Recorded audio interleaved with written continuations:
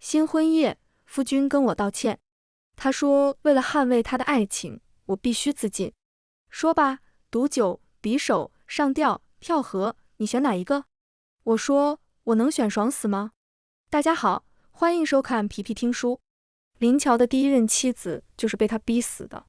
在新婚夜，他爱上了西街卖豆腐的姑娘，要娶为正妻。他家里不同意，他是长平侯世子，怎能娶一个平民？长平侯夫人替他做主，娶了户部侍郎的女儿。结果新婚夜，他对那姑娘恶言恶语，极尽羞辱。姑娘不堪受辱，吞金而亡。而他的家人收了长平侯府大量好处，并没有追究此事。林乔的婚事因此变得艰难。他还放出话来，谁敢嫁女儿来他家，来一个他弄死一个。但总有不顾女儿生死，只想攀龙附凤、升官发财的。比如我爹，姨娘跪着求他都没用。嫡母说：“你放心，月华貌美温柔，长平侯世子必不舍得。”我知道这是一开始是他提的。姨娘貌美，年轻时我爹为了她冷落嫡母，嫡母一直记在心上。嫡姐却说：“那可说不定，孙婉儿又不丑。”孙婉儿就是户部侍郎的那位女儿。嫡母瞪了他一眼。嫡姐又说：“真不知道长平侯家为什么不让世子娶他心爱的女人。卖豆腐怎么了？真爱是不分高低贵贱的。”真的天真。姨娘哭肿了眼睛。我跟她说：“不用担心，他杀不了我的。”新婚夜，我第一次见到林乔。他高大英俊，眉眼阴郁，让我选择死法的时候，语气还很温柔。我说：“我能选爽死吗？”他忽然就不温柔了，骂我不知廉耻。我说：“啊，难道不是夫妻情趣？”见我不配合，他也没什么耐心，端了毒酒就要往我嘴里灌。笑死，他怕是不知道我的能耐。我从小就聪慧。我爹请了先生教我和姐姐琴棋书画，我样样都压姐姐一头。嫡母不高兴，硬说我身体不好，送我去和大哥的武师傅学武。学武又累又苦，我没有多余的精力，原先的功课就落了下来，而且脸也晒黑了，手也粗糙了。嫡母很得意，觉得自己兵不血刃地解决了我。殊不知，这都是我的算计。琴棋书画学得再好有什么用？遇到危险时，还能背一篇文章让对方羞愧而死。就像现在，林乔要灌我毒酒，我嘴里害怕地说着不要不要，却在他靠近的时候一掌劈晕了他。林乔醒来的时候，发现自己被我剥光了衣服绑在床上。他又羞又怒：“你这个不知羞耻的女人想干什么？我告诉你，你得到我的人也得不到我的心。谁要那没用的东西？”我给他灌催情酒，他以为是毒酒，先骂我，然后求饶，最后吓哭了。我还以为他很硬气呢。说到硬，林乔直立了一晚上，在我身下一次又一次。他屈辱地哭了，一直说要杀了我。我轻佻地说：“牡丹花下死，做鬼也风流。”早上他腿软得下不来床，我一个人去给公公婆婆敬茶。昨晚发生了什么，他们大概心里有数。长平侯府已经死了一个儿媳，他们不会允许再死一个。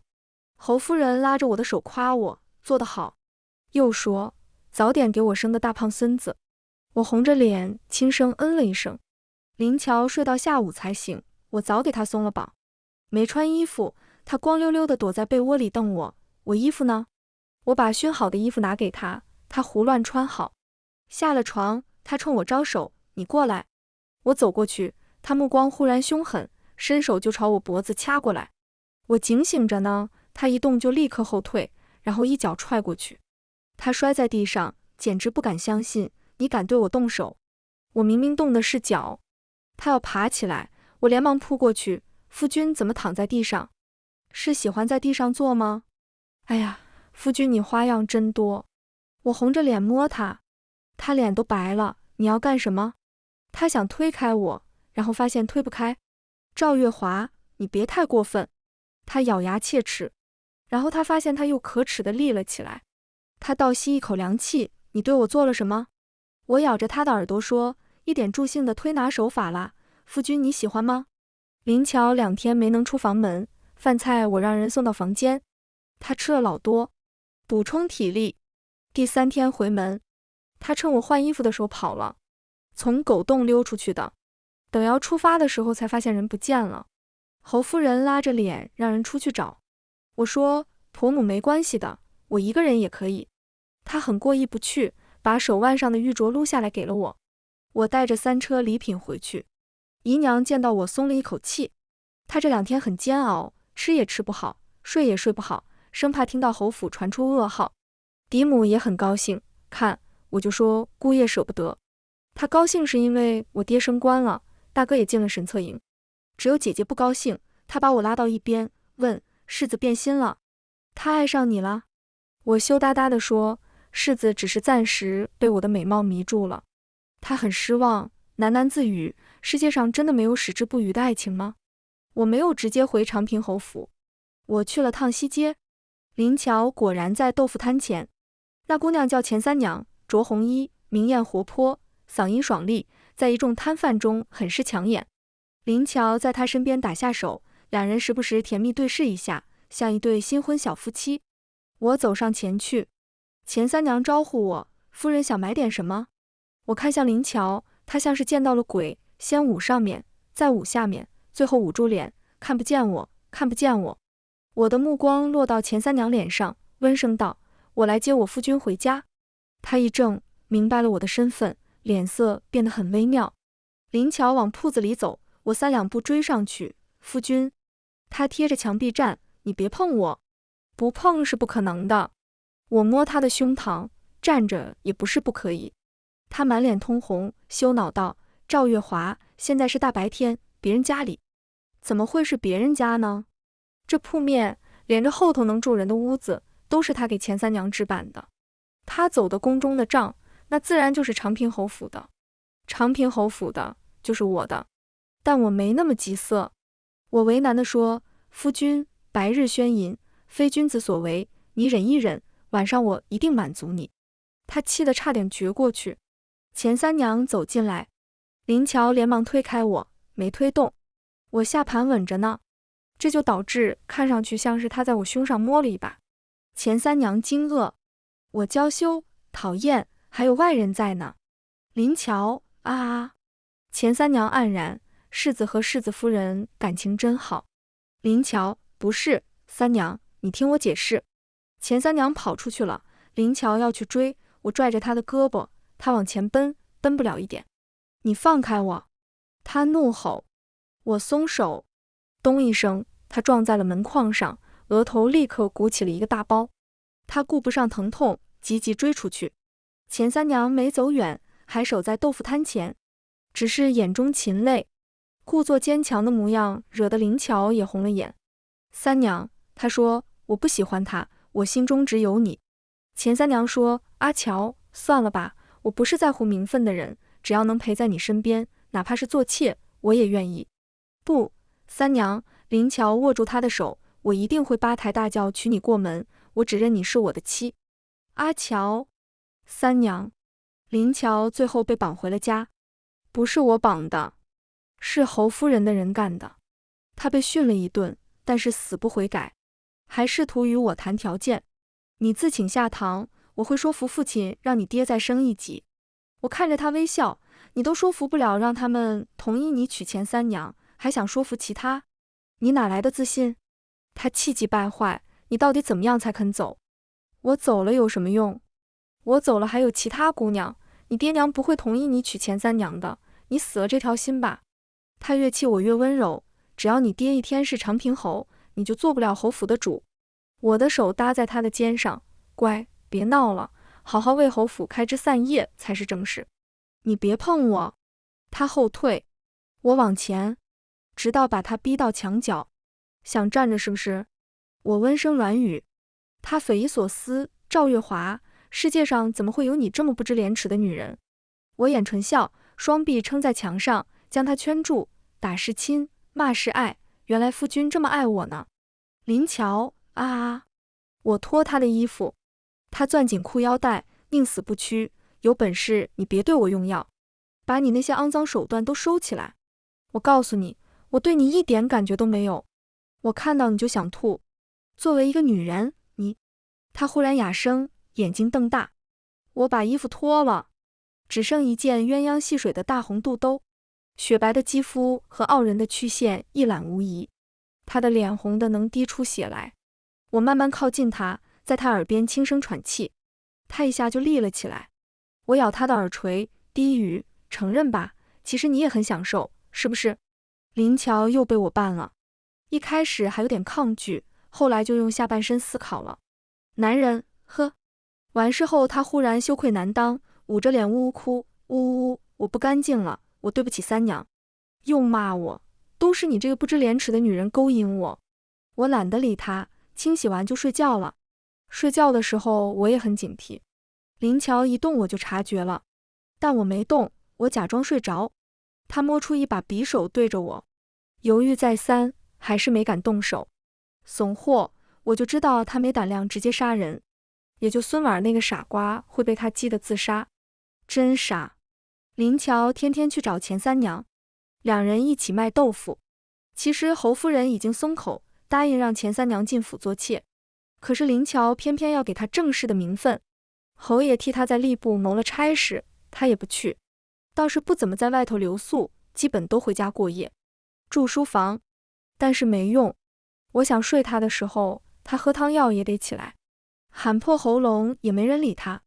侯夫人巴不得我早点怀孕，她觉得林乔做了父亲就不会这么胡闹了。有一回林乔很晚都没回来，我换了夜行衣去西街找他，钱三娘留他过夜。阿乔，我愿意的，在我心里你早就是我的夫君。他特地化了妆，换了新裙，烛火下瞧着比往日更艳丽。林乔看得呆住了，喉结滚动，有些把持不住，但他到底还是把持住了。三娘，我不能叫你不明不白跟着我，你再给我一点时间。他猛灌了一壶凉水，然后夺门而逃。钱三娘追了2步就停了。寂静的夜里，他不敢高声呼喊，只能恨恨扯着帕子骂了一句怂货。我赶紧回府捡漏。我脚程快，在林乔前面到家。他到我屋，我已经在床上躺着了。他一句话不说，冷着脸四处找东西，最后找到床上，问我看见我的玉佩了吗？白色那块。我拉着他的手往我怀里送，你瞧瞧，是不是在这？他骂我不知羞耻，手却很诚实的没拿开。他的火已经被钱三娘挑起来，钱三娘之所以没成功，是因为他放不开。如果当时他脱光衣服从背后抱住林乔，林乔怎么可能把持得住？我直接就把林乔拉到我身上，冲他吹气，你要不要到里面来找找？水到渠成，不费吹灰之力。自打这日过后，林乔就很积极了，每晚都上我的床，还同我一起研究避火图，以及哪种方式容易受孕。侯夫人很高兴，她以为我终于驯服了林乔。我没这么天真。林乔有一段时日没去找钱三娘了，钱三娘按捺不住，找上门来。确切来说，她是来找我的。我在偏厅见她，她一见我就跪了下来，道：我和世子是真心相爱的，求世子夫人成全。我温和跟她说，你求我也没用，我跟世子已经成婚，我总不能为了给你让位，自请下堂吧。她急忙摇头，三娘不敢，三娘只想日夜陪在世子身边，哪怕是做妾做通房丫鬟都没关系。她一脸真诚坚毅。我忽然意识到，她从来都不是以退为进，她是真的不介意。有意思。我点头，好。她很欣喜，给我磕头，说好听的话，拍我马屁。我让人去准备茶水。纳妾这种小事是不需要男人在场的，只要我这个正妻点头，10个8个都能给她那进来。钱三娘捧了茶递给我，我正要喝，林乔忽然冲进来，一把将我手里的茶杯打翻出去，又把钱三娘拉起来，怒气冲冲对我道：赵月华，你好毒的心，你竟逼着三娘做妾。钱三娘连忙摆手，不是的世子，是我求世子夫人让我做妾的，她没有逼我。你不用替她说好话，她是什么样的人我很清楚。她拉着钱三娘就要走，钱三娘不肯走，世子，我真的愿意做妾，我是真心的。她剖析内心，我一个没有家世的平民姑娘，没有读过书，不懂礼数规矩，不懂应酬，也不会管家看账，我没资格做你的正妻。嘘。林乔伸出食指抵在他唇边打断他，三娘，你不用妄自菲薄，在我心里你是顶顶好的姑娘，10个赵月华也比不上你。我翻了个白眼。钱三娘朝我伸出手，世子夫人，我真的愿意，我是真心的。不，你不是。林乔把他拖走。林乔和我大吵了一架，确切地说是他单方面输出。我冷眼等他说完，只说了一句话，我怀孕了。何府震动。等请了大夫确诊后，侯夫人笑得嘴都合不拢了，连说了几个好字，又骂林乔，你媳妇现在是双身子的人，你可千万不能惹她生气，知道吗？林乔奄奄的。侯夫人放缓了语气，又道，也是要做爹的人了，也该学会稳重了。以后你们2个就好好过日子，你要是真喜欢那个3娘4娘，那进来也无所谓，你媳妇也不是个善妒的。他看我一眼，我温柔的笑。林乔没说话。晚上他睡书房，侯夫人给他准备了2个通房丫鬟，他没要。我准备了甜汤去看，他却不在书房，下人说他去了主院。我没带人，自己一个人悄悄摸了过去。我就是这么谨慎。他们母子俩又在吵架。侯夫人被气得不轻，你怎么就那么轴呢？就非要娶钱三娘做正室？你怎么还没死心呢？你已经成婚了，你有正妻，你的妻子还怀孕了。林乔说，妇人生产，一只脚踏进鬼门关，死了也寻常。侯夫人难以置信地望着他，你疯了？他看着侯夫人，娘，真心爱一个人，就想把世上最好的东西都捧到他面前。我爱三娘，就不会让他受一丁点委屈。侯夫人怔怔的，她好像想起了自己年轻的时候。良久，她说，我同意也没用，你爹不会同意。林乔沉默，真笨啊，还得我给他出主意。林乔回了书房，我让人把甜汤热了一遍，再送过去。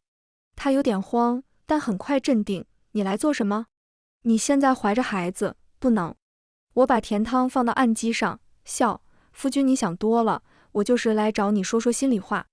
他蹙眉看着我，我说，你知道黎州的景王吗？他摸不清我要说什么，仍然蹙着眉。他父王和当今圣上是兄弟，但是死得早，他16岁就继承了王位。虽然上头有亲娘，但在封地说一不二。他的王妃只是个医女，他说要娶，没人敢拦着。夫君，你跟他的情况不一样，所以就不要再想着娶钱三娘了。如今我已有了身孕，我们一家3口好好过日子，好吗？你若真的爱重钱三娘，就替她寻个好人家，再送她一份嫁妆。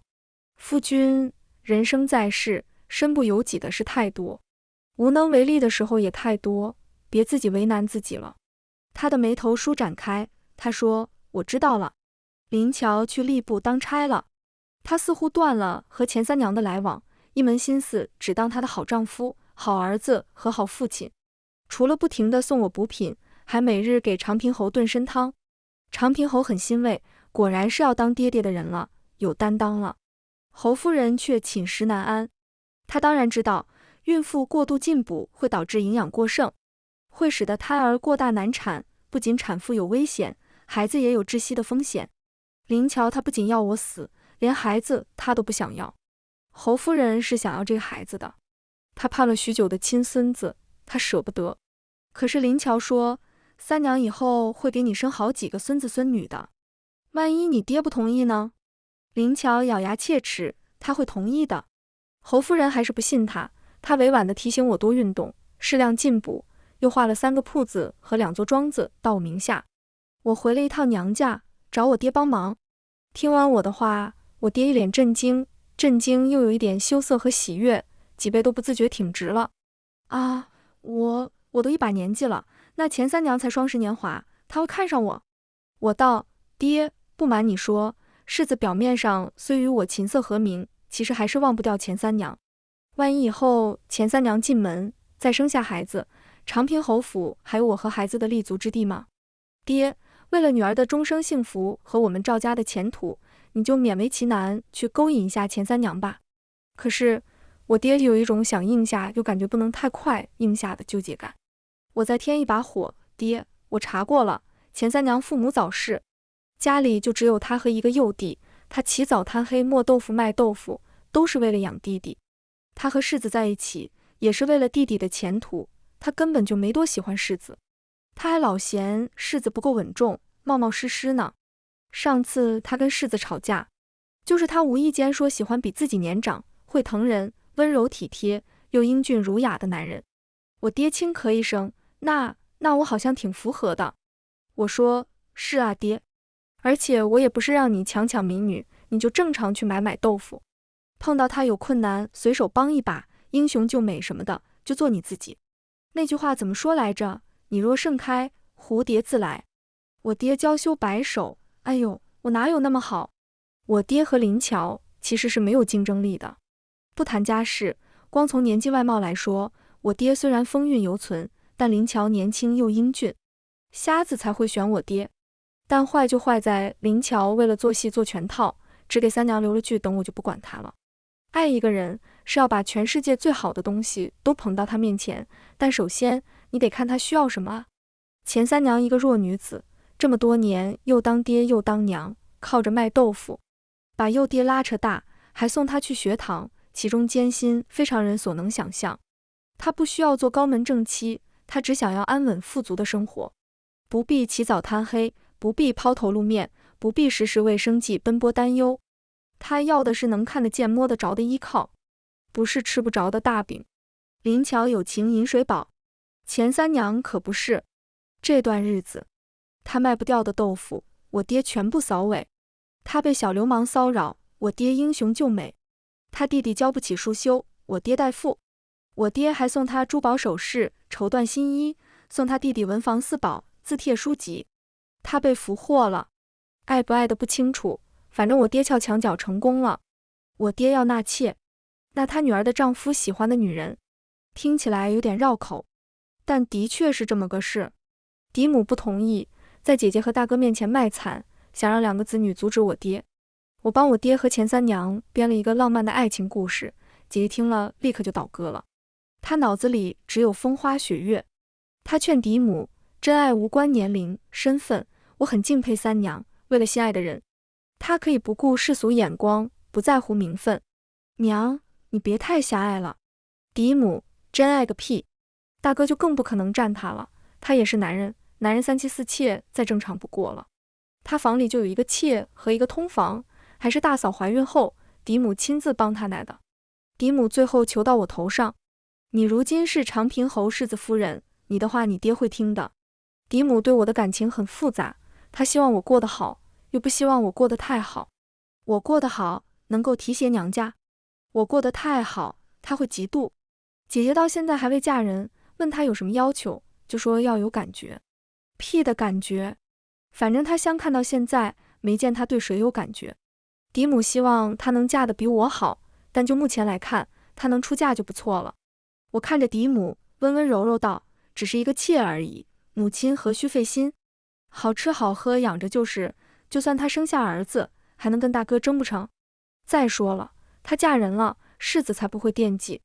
我这世子夫人的位子才坐得更稳，大哥的前途才更有保障，是不是？嫡母妥协了，实际上她不妥协也没有办法。积极主动一点，我爹还能记她个好。我肚子6个月大的时候，林乔终于发现钱三娘嫁人了，嫁的还是她老丈人，还只是个妾，她直接就炸了。什么图谋，什么计策，什么隐忍，通通抛之脑后，气势汹汹就来找我算账。赵月华，是你对不对？是你捣的鬼是不是？我装无辜，夫君你在说什么？三娘为什么会变成你爹的妾？你做了什么？我摊摊手，我什么都没做啊，他们俩相爱，我能有什么办法？他砸碎了一只茶杯，什么相爱？三娘怎么可能会喜欢你爹那个老头子？我知道了，是你和你爹设计抢民女是不是？赵月华，你好毒的心，三娘那样美好的女子，你怎么忍心让她去做你爹的妾？她还哭了。你毁了一切，赵月华，你毁了我的一切，我不会放过你。怎么不放过我？我看着他，语气冰冷，嘴角却有笑容。是趁我生产的时候买通产婆，让我一尸两命吗？他震惊地望着我。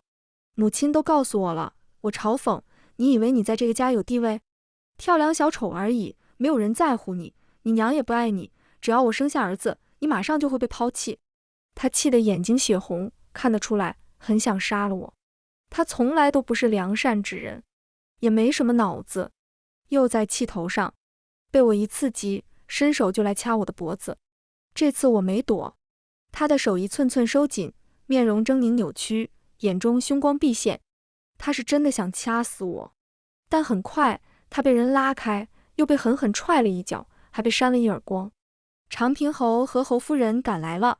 侯夫人有点懵，不是说好了到我生产的时候才动手吗？怎么现在就按捺不住了？你疯了是不是？长平侯破口大骂，这是你媳妇，是你媳妇，她肚子里还怀着你的孩子。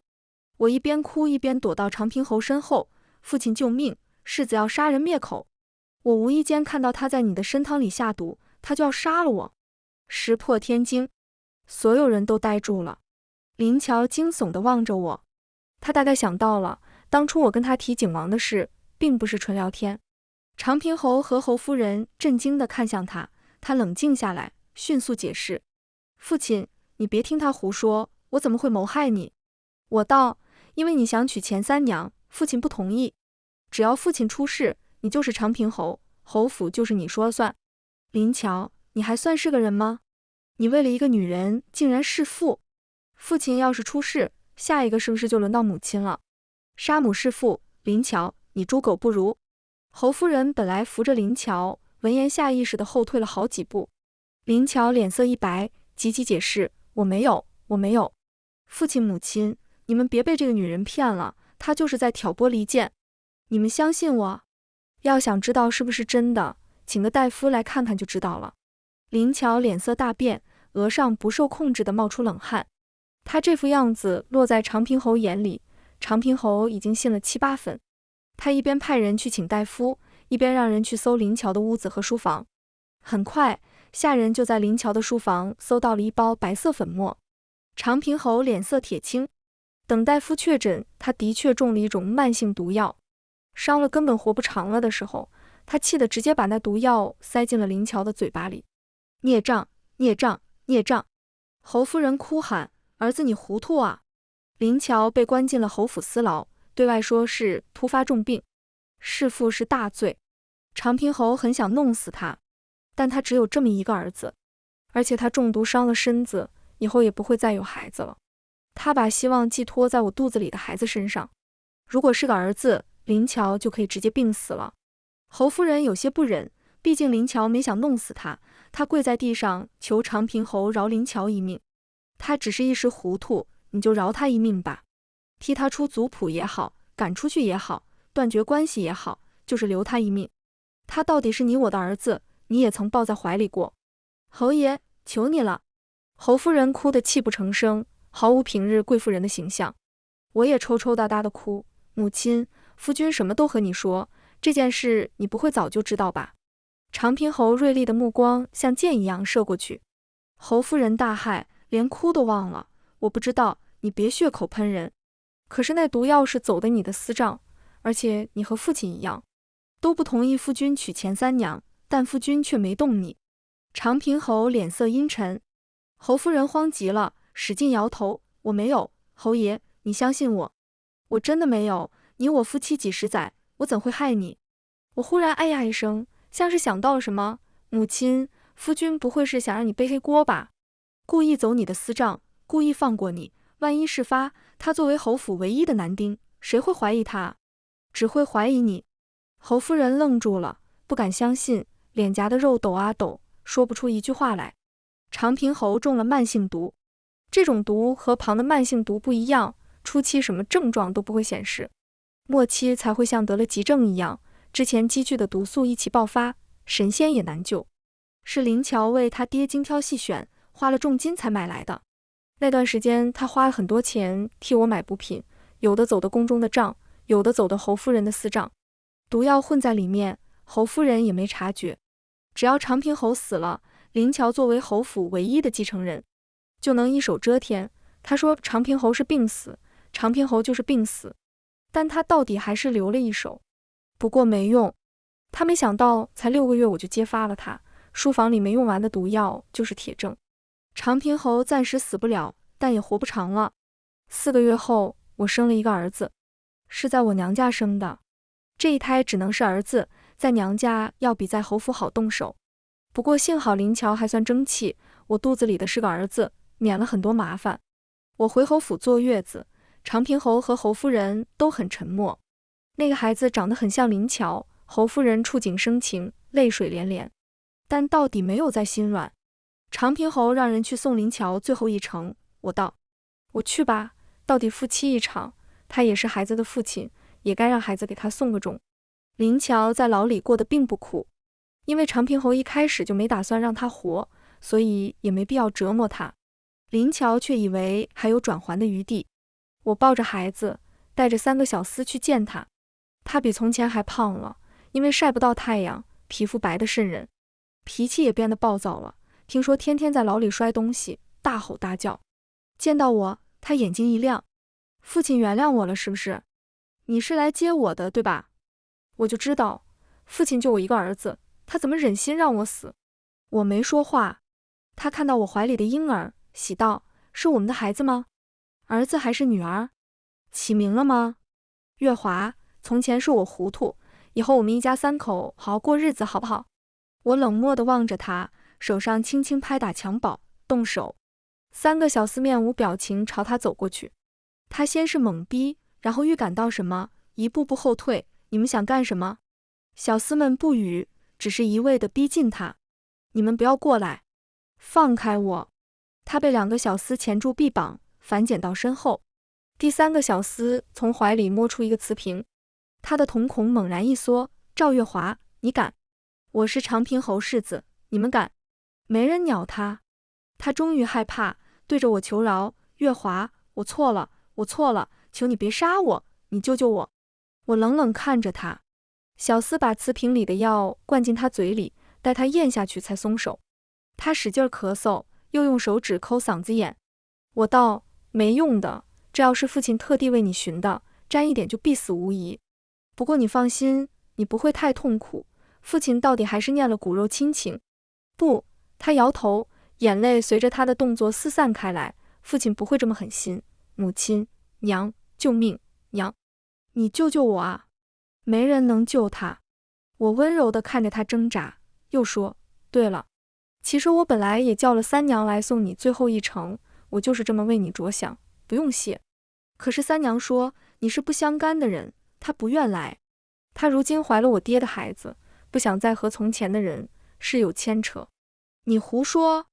她指着我，不愿相信。我在孩子屁股上拍了一掌，他哇哇大哭起来。在亲儿子的哭声中，林乔慢慢倒在地上，没了呼吸。长平侯熬到孙子6岁时才走，真顽强。为着侯府这唯一的血脉，他耗尽了心血。先是大力提携我娘家人，我爹官居3品，我大哥成了神策营副统领，他还为我姐姐说了一门亲事，对方是郡王府的小公子。嫡母很欢喜，对我越发讨好，连带着我姨娘都换了个朝阳的大院子。只可惜姐姐真爱至上，对郡王府的小公子也没感觉。她爱上了一名侠盗，和他私奔了。郡王府虽然没有怪罪，我爹却气得和他断绝了关系。嫡母也病倒了，大嫂日夜贴身照顾她，她再也没有好起来。大嫂长家，对我姨娘越发客气。待嫡母过世，她还说服了我爹和大哥，将我姨娘扶正。姨娘做梦都没想到，她做了半辈子的妾室，都一把年纪了，还能被扶正。前三娘生了一个儿子，每日和我娘一起带孩子。她弟弟也考中了进士，由我爹拉扯，前途一片大好。然后长平侯将整个侯府，包括他的心腹人脉都交到了我手里。养不教，父之过，也是母之过。他不再信任侯夫人，侯夫人想把孙子养在自己跟前，也被他否决了。他死后，我儿继承了爵位。6岁的长平侯是京城的独一份，虽然年幼，但有他外祖一家和他祖父留下的人脉，也不容小觑。婆母再要同我争权，已经没有胜算。我让他病着，他便只能病着了。我同他说，我是看在你当初提醒我的份上，才留你一命，不然你早该和林乔一块死了。他惊恐地看着我，然后就真的被吓病了。真好，大家都有光明的未来，但我心里总是不得劲儿，尤其是看到我爹意气风发，儿孙满堂，家庭和睦，那股不得劲儿就更明显了。我总想到他要我嫁给林乔，我娘跪着求他的事。当时他说能为家族出一份力是月华的荣幸，所以后来突厥来犯，朝廷要派使臣和谈，我联系老侯爷的旧部，推举了我爹。我爹本事是有，但架不住突厥没诚意，他被斩杀于谈判桌。朝廷震怒，将士激愤，那一战我们大胜。战后论功行赏，也有我爹一份。皇上大方，追封我爹为忠义伯，大哥继承了爵位。我作为我爹唯一的女儿，也得了不少好处。我心里的那口气终于顺了。我在我爹的坟前给他敬酒，爹，能为国家出一份力，是你的荣幸。全文完，皮皮听书，感谢您的观看，每天上新精彩小说，喜欢就订阅吧。